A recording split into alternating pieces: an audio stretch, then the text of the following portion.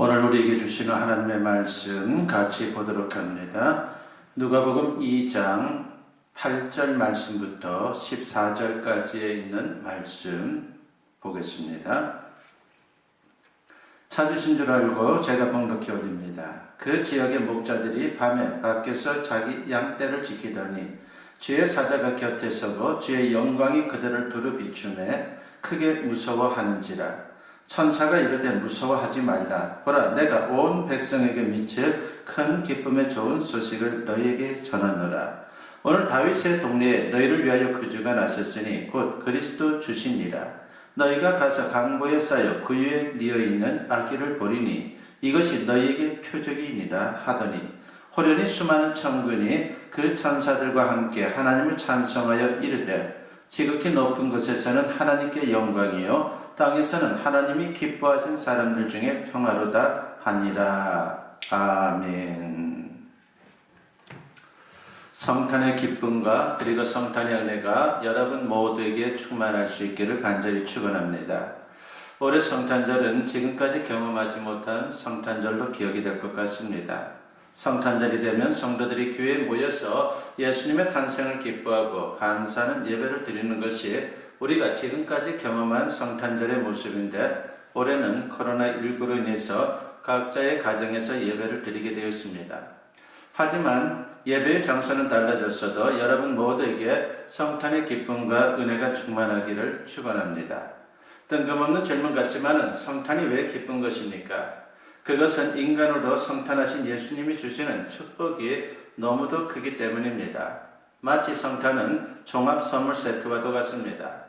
요즘이야 흔하지만 옛날 어렵게 살던 시절에는 종합 선물 세트를 받으면요 얼마나 기쁘고 좋았는지 모릅니다. 이 시간 예수님이 주시는 성탄절 종합 선물 세트 중에서 오늘 저는 여러분에게 평화의 축복을 골라서 드리고자 합니다. 그렇습니다. 예수님께서 세상에 오신 목적 중 하나는 평화를 주기 위해서입니다. 모든 사람들이 평화를 열망합니다. 개인도, 가정도, 그리고 나라도, 온 세계도 평화를 원합니다. 그런데 아이러니하게도 세상에 평화가 없어 난리입니다. 곳곳에 갈등과 불화와 다툼, 그리고 전쟁이 끊이지를 않습니다. 그래서 불안하고 두렵고 근심이 가득한 것이 우리가 사는 세상의 모습입니다. 인간적인 노력으로 평화를 얻으려고 노력은 하지만은 번번이 실패하는 그 모습을 우리가 한두 번 본 것이 아니죠. 그러면 어떻게 해야 합니까? 예수님이 주시는 참 평화를 우리가 구해야 하는 것입니다. 부디 오늘 말씀을 통해서 예수님이 주시는 평화의 축복을 풍성히 받을 수 있는 우리 모두가 되었으면 합니다. 첫 번째로 우리가 생각해 보고자 하는 것은 참 평화란 무엇인지에 대해서 여러분과 같이 생각해 보고자 합니다. 흔히 평화를 말할 때 두 가지 종류로 말합니다. 팍스와 그리고 샬롬, 이 두 가지가 평화의 대표적인 단어입니다. 팍스는 라틴어로 평화를 의미하는 것인데 로마식 평화를 말하는 것입니다. 팍스는 힘의 우위를 통해서 갈등을 억제하는 것입니다. 로마 제국이 그랬습니다. 강력한 군사력으로 여러 민족들을 통치하면서 평화를 유지했습니다. 역설적으로 이런 평화를 위해 얼마나 많은 사람들이 피 흘리고 전쟁을 치렀는지 모릅니다. 이렇게 얻은 평화는 겉으로는 조용하지만은 항상 불안할 수밖에 없다라고 하는 것입니다. 싸우지 않아도 불안정한 평화에 불과합니다. 오늘 우리가 사는 세상도 동일합니다. 미국이 세계 최강의 군사력과 경제력을 갖고 있어서 세계의 평화와 질서를 나름대로 유지하지만은 그럼에도 불구하고 항상 불안하다라고 하는 것을 우리가 부인할 수 없습니다. 적대 세력이 언제든 대항할 수 있기 때문인 것이죠. 9.11 테러가 그 대표적인 사례가 될 것입니다. 이런 역설적인 이야기가 있습니다. 핵무기 때문에 세계 평화가 유지되고 있다라고 하는 말이 있습니다. 원자탄이 터지면 다 죽으니까 서로가 조심한다는 것입니다. 미국의 뉴멕시코주에 로스앨러모스라고 하는 도시가 있습니다. 여기는 최초로 원자탄이 개발된 곳으로 그렇게 알려져 있습니다. 1945년 일본에 투하된 원자탄이 바로 그곳을 통해서 이제 시작이 된 것이죠. 그곳에 소재한 브래드 버리 과학박물관이 있는데 거기에 가면은 원자탄이 터지는 보석 모양의 그림이 있고 그 아래에 이런 글귀가 쓰여져 있습니다. 만일 평화가 강대국 간의 전면전이 없는 상태를 말하는 것이라면 1945년 이후 세계에는 평화가 있다. 이는 원자탄이 주는 평화이다라고 그렇게 글이 쓰여져 있습니다. 그러나 그런 평화는 불안정한 평화입니다. 개인적으로도 마찬가지죠. 힘을 기르고 많은 소유를 가지면 평화로울 수 있다라고 사람들은 생각을 합니다. 그러나 많은 힘과 소유를 가져도 여전히 불안한 것이 우리 현실입니다. 이유가 뭡니까? 외적인 조건으로 유지하는 평화는 언제라도 조건이 달라질 수 있기 때문에 여전히 불안할 수밖에 없는 것입니다. 그러니까 많은 사람들이 돈을 갖고 있어도 불안하고 권력을 갖고 있어도 불안하니까 더 많은 것을 가지려고 길을 쓰는 겁니다. 이처럼 팍스의 평화는 불안정한 평화이며 그리고 사이비 평화라고 말할 수밖에 없습니다. 그러면 샬롬은 어떤 것입니까? 이것은 영적인 평화를 말하는 것입니다. 우리가 아는 대로 유대인들은 서로에게 샬롬하며 인사를 하는데 영적 평화를 기원하는 것입니다. 샬롬은 하나님이 인간 마음에 부어주시는 평화입니다. 외적인 조건을 갖추는 것도 중요하지만 그것과 상관없이 하나님이 주시는 평화입니다. 팍스가 외적인 평화라면 샬롬은 내적인 평화입니다. 예수님은 샬롬의 평화를 주기 위해서 이 세상에 오셨습니다. 샬롬은 세상이 주는 팍스와 전혀 다릅니다. 그래서 예수님도 이렇게 말씀을 하셨죠. 요한복음 14장 27절 말씀에 보면 평안을 너희에게 주노니 곧 나의 평안을 너희에게 주노라. 내가 너희에게 주는 것은 세상이 주는 것과 같지 아니하니라. 너희는 마음에 근심하지도 말고 두려워하지도 말라고 했습니다. 여기서 평안은 헬라어로 에이레네라고 그렇게 말합니다. 이것을 히브리어로 표현하면 샬롬이 되는 것입니다. 오늘 본문에도 예수님이 탄생하던 때에 천사가 목자들에게 전해준 말씀이 바로 평화였습니다. 바로 이 평화가 우리에게 너무나도 소중하기 때문인 것이죠. 그것이 우리에게 선물이다라고 하는 것을 말하고 있는 것입니다. 성탄은 예수님께서 이 세상에 샬롬을 주러 오신 사건입니다. 먼저 성탄의 배경을 살펴보면 이렇습니다. 오늘 본문 8절 말씀에 보면은 그 지역의 목자들이 밤에 밖에서 자기 양떼를 지키더니 라고 했습니다. 언뜻 보면요 낭만적이고 목가적인 분위기입니다. 그러나 실상은 정반대입니다. 그 당시 유대인들은 로마 제국의 식민 통치를 받고 있었습니다. 겉으로 보면 평화롭습니다. 왜냐하면 힘에 눌려서 꼼짝도 못하는 그런 상황이 있었기 때문이죠. 그러나 그것은 참 평화가 아닙니다. 로마식 평화, 즉 팍스에 불과합니다. 사실 모든 유대인들에게 평화가 없었습니다. 그 중에서도 목자는 하층민으로 정말 고달픈 삶을 살았던 그런 존재들입니다. 밤새 잠도 못 자고 들판에서 떨면서 양들을 돌봐야 하는 것이 바로 그들의 일이었던 것이죠. 몸도 마음도 건강한 사람들입니다. 그런데 그들에게 천사가 나타났습니다. 깜짝 놀란 그들에게 천사가 말합니다. 본문 10절 말씀해 보니까 천사가 이르되 무서워하지 말라. 보라, 내가 온 백성에게 미칠 큰 기쁨의 좋은 소식을 너희에게 전하노라 하고 있습니다. 여기서 기쁨의 소식이라고 하는 것이 바로 복음입니다. 그리고 큰 기쁨의 좋은 소식은 복음 중에 복음을 말하는 것인데 곧 하나님의 아들 예수님이 세상에 오셨다는 것입니다. 그 표적으로 말구에 오신 아기를 찾아보라고 그렇게 말합니다. 본문 12절 말씀에 보면은 너희가 가서 강보에 쌓여 구유에 뉘어있는 아기를 보리니 이것이 너희에게 표적이니라 하더니 라고 했습니다. 당시 베들레헴에 다른 아기들이 출생했을 수 있고 포대기에 쌓인 아기들도 있었겠지만 말 구유에 뉘인 아기는 예수님 외에는 없었을 것이다 라고 생각해 봅니다. 그러니까 이것이 표적이 되는 것이죠. 메시아 예수 그리스도가 이 땅에 오신 표적 중에 하나, 바로 말 구유에 오신 그 모습이 하나의 표적이 되고 있다라고 하는 것입니다. 이어서 수많은 천군 천사들이 몰려와 찬송을 부릅니다. 본문 14절 말씀에 보면 지극히 높은 곳에서는 하나님께 영광이요 땅에서는 하나님이 기뻐하신 사람들 중에 평화로다 하니라 하고 있습니다. 여기서 말하는 평화 역시 샬롬입니다. 창조 당시에는 인간에게 샬롬이 있었습니다. 인간은 영혼이 있는 영적 존재로 하나님과의 교제를 통해 샬롬을 얻었습니다. 그런데 아담과 하와가 범죄함으로 말미암아 하나님과의 교제가 단절되었고 그로 인해서 샬롬을 상실했습니다. 우리가 다른 사람과 특히 윗사람과 관계가 나쁘면요 얼마나 불편합니까? 그런데 하나님과 관계가 나빠졌으니 얼마나 불안했겠습니까? 그렇게 해서 평화가 사라진 것입니다. 그러다 보니 인간끼리도 관계가 나빠지고 서로 원수같이 경계하고 대립하고 싸우고 난리가 난 것입니다. 그 결과 온 세상의 평화가 사라졌습니다. 그러므로 참 평화, 즉 샬롬을 회복하기 위해서는 근본 원인인 죄의 문제부터 우리가 해결해야 한다라고 하는 것입니다. 그런데 예수님은 인간을 대신해서 죄값을 치르기 위해 하나님의 아들이지만 인간이 되셨다라고 하는 것입니다. 다시 말하면 십자가를 지기 위해서 성탄하신 겁니다. 십자가만이 인간을 속죄하고 하나님과의 관계를 회복시켜 줄 수 있기 때문입니다. 그 결과 샬롬을 얻을 수 있는 길을 주님께서 열어놓으신 것입니다. 골로새서 1장 20절에서 사도 바울은 말합니다. 그의 십자가의 피로 화평을 이루사 만물 곧 땅에 있는 것들이나 하늘에 있는 것들이 그로 말미암아 자기와 화목하게 되기를 기뻐하심이라 하겠습니다. 십자가의 대속으로 하나님과 인간 더 나아가 만물의 평화를 이루게 된 것입니다.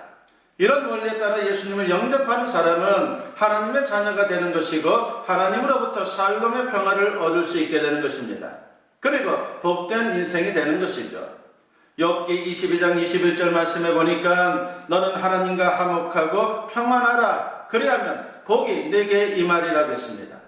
예수 그리스도를 통해 하나님과 화목하지 않고는 진정한 평안을 얻을 수 없습니다.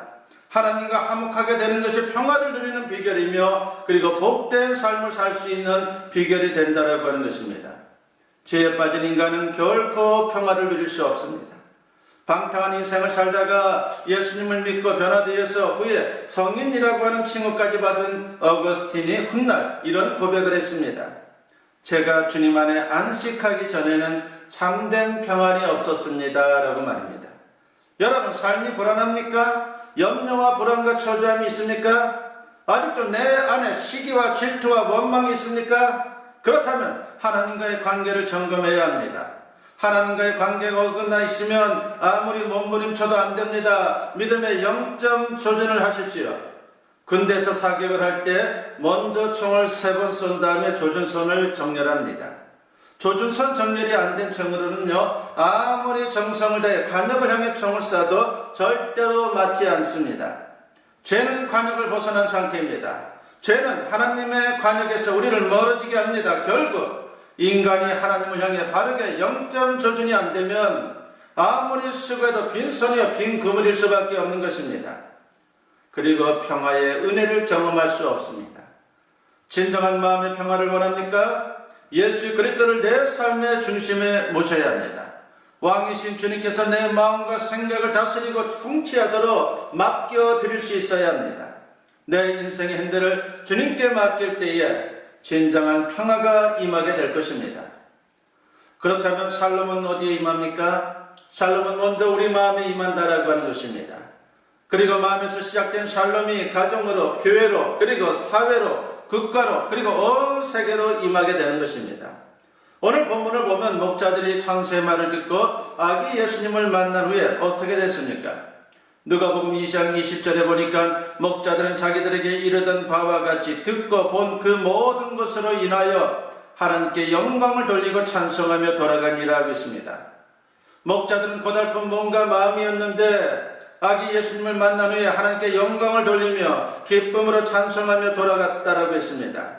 그들 마음에 샬롬이 임한 것입니다. 하나님이 주시는 평화가 임한 것입니다. 그들의 상황은 당장 바뀌지 않았지만 마음속에 샬롬이 임함으로 말미암아 삶의 현장에도 샬롬이 깃들었을 것입니다. 오늘 우리도 마찬가지입니다. 예수님을 믿고 제사함 받으면 우리 마음에 샬롬이 임합니다. 성경은 그 샬롬을 누리라고 분명히 말씀하고 있습니다. 로마서 5장 1절에 보니까 그러므로 우리가 믿음으로 의롭다 하심을 받았으니 우리 주 예수 그리스도로 말미암아 하나님과 화평을 누리자라고 했습니다. 우리가 예수님을 믿고 얻는 최고의 축복은 샬롬입니다. 환경 조건이 나빠도 때때로 어려운 일이 있어도 마음에서 솟아나는 평안이 있다면 얼마든지 승리의 인생을 살아갈 수가 있습니다. 이 평안이 바로 샬롬입니다. 장차 우리가 들어갈 천국은 샬롬의 나라입니다. 그러나 세상 살 동안 예수님을 모시게 되면 우리 마음에 샬롬이 임한다라고 하는 것을 잊어서는 안 됩니다. 우리 마음에 샬롬이 있으면 다른 사람들과도 평화롭게 지낼 수 있습니다. 십자가의 복음이 이를 충분히 가능케 해주는 것이죠. 에베소서 2장 14절에 보니까 그는 우리의 화평이신지라 둘로 하나를 만드사 원수된 것 곧 중간에 막힌 담을 자기 육체로 하시고 라고 했습니다. 그러므로 십자가의 복음을 통해 우리는 화평케 하는 자가 될 수 있는 것입니다. 피스메이커가 될 수 있는 것입니다. 팔복 중에 제5복에 보면 이런 말씀이 나옵니다. 마태복음 5장 9절 말씀에 보니까 합평하게 하는 자는 복이 있나니 그들이 하나님의 아들이라 일컬음을 받을 것이며 라고 했습니다. 합평케 하는 자는 피스메이커를 말합니다. 그런 사람들을 통해서 이 땅에 우리의 주변에 샬롬이 임하게 되는 것입니다. 1980년대 미국 대법관을 지낸 워렌 버그라고 하는 분이 있었습니다. 미국의 대법관이면요 대단한 위치의 사람이죠. 그런 왜 소송 사건이 해가 가면 갈수록 늘어나는지에 대해서 그 원인을 깊이 생각해 보았습니다. 그리고 나서 이렇게 탄식을 했습니다. 소송이 이렇게 해마다 늘어나는 이유는 가정과 교회가 그 기능을 잃었기 때문입니다 라고 말입니다. 그분 말에 의하면 교회가 재구실을 하고 교회 다니는 사람들이 하나님 말씀대로 살려고 할 때는 웬만한 충돌이나 웬만한 갈등이 있어도 서로 양보하고 용서하면서 풀어나가려고 했다는 것입니다. 할 수만 있으면 교회 안에서 서로가 기도하면서 해결했고 가정에서 서로 양보했기 때문에 법정까지 갈 필요가 없었다는 것이죠.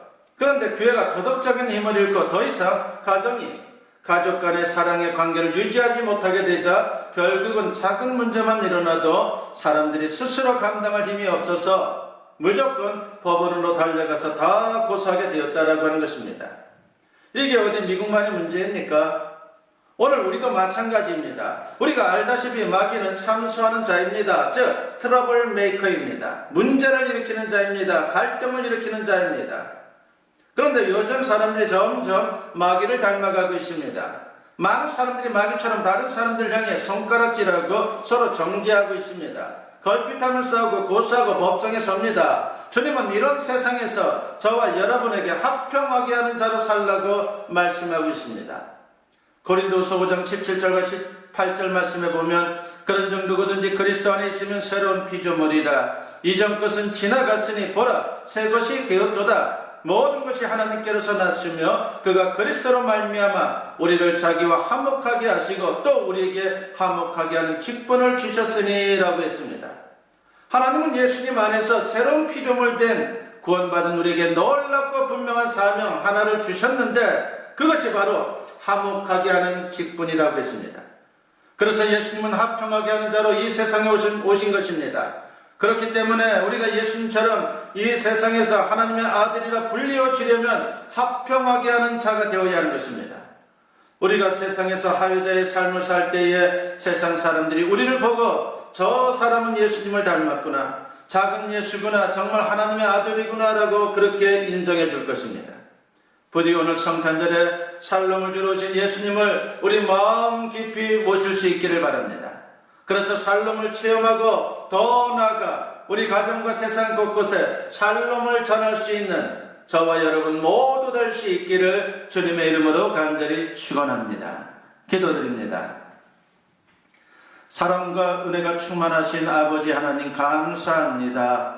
오늘도 성탄절을 맞이하여 주님의 말씀을 같이 나누었습니다. 아버지 하나님, 주님이 주시는 샬롬의 평안의 은혜를 경험하기를 원합니다. 아버지 하나님, 그 평화를 우리 모두가 소유하기를 원합니다. 샬롬의 평화를 소유하여 하나님 중심으로 살게 하시고 그리고 우리가 합평케 하는 자의 또한 직분과 사명을 잘 감당하여 이 세상의 진정 주님의 나라 확장에 귀하게 쓰임받을 수 있도록 역사하여 주시옵소서. 성탄절을 통해서 주님의 그 사랑과 은혜가 그리고 주님의 또한 성탄의 기쁨이 우리 성도들의 삶 속에 충만할 수 있도록 주님 역사하여 주시고 그 성탄의 기쁨으로 말미암아 코로나19도 넉넉히 이겨낼 수 있는 하나님의 사람들 다 되게 하여 주시옵소서. 감사드리옵고 예수님의 이름으로 기도드리옵나이다. 아멘. 축복 기도드립니다. 이제는 우리 주 예수 그리스도의 은혜와 아버지 하나님의 무궁하신 사랑하심과 성령의 감화감동 역사 충만하심이 오늘 주님께 예배로 영광 돌리며 이제 성탄절을 맞이하여 선포된 말씀과 같이 진정 주님이 주시는 샬롬의 평화를 경험하며 평화의 인생, 합평케 하는 자의 사명 잘 감당하며 진정 주가는 세상을 살리는 일에 귀하게 쓰임받기를 소원하며 세상을 향하는 주님의 사랑하는 자녀들 위해 지금으로부터 영원토록 함께 하시기를 간절히 축원하옵나이다. 아멘.